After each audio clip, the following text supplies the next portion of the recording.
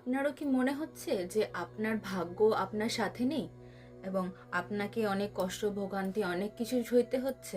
তাহলে আপনি একটা কাজ করতে পারেন। আপনার বাঁ হাতে ঠিক এই জায়গাটায়, এই রিস্ট যেখানটায় বলে, এই জায়গাটায় একটা সবুজ কালির পেন দিয়ে 21 দিন পর্যন্ত রোজ এই নাম্বারটি লিখুন: 3, 1, 8, 7, 9, 8।